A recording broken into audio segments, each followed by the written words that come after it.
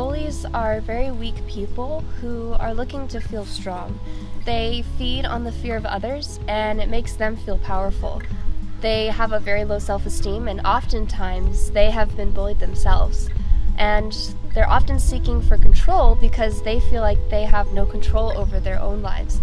So they're trying to make themselves feel better by attacking someone else because it makes them feel stronger. I think cyberbullying is a real problem. With cyberbullying, bullies feel very empowered and protected because they're behind a screen. When they're behind a screen, they're not doing this face-to-face, and they feel like they can say whatever they want and nothing will happen. With that in mind, they are much more bold online, so it's definitely a big problem. I think that there's many ways that bullying can affect teens today. One of those being that bullying makes teens afraid to be themselves. They're afraid to step out and do things that they love, and because they're afraid that someone's going to say something bad about them. And it also causes low self-esteem, which is a problem with bullying. And I think that a lot of teens, what they see online and what people say about them, it's not true and it's not a reality, but they believe it anyways, and they believe it about themselves and others.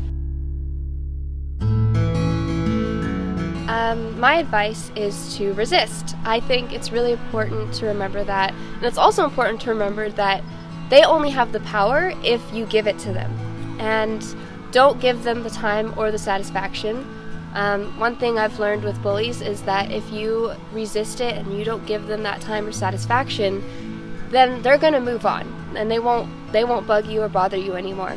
And I think also it's important that you don't follow or spend time with people who put you down or make you feel bad about yourself. Also, find a trusted adult to talk to. If you're struggling with bullying, let someone know so that they can help you. Don't be afraid to be yourself. It's always okay to be yourself. And lastly, it's important to find role models that uplift you and inspire you to pursue your dreams. Being able to do this will help you feel better about yourself, and it will help you be yourself.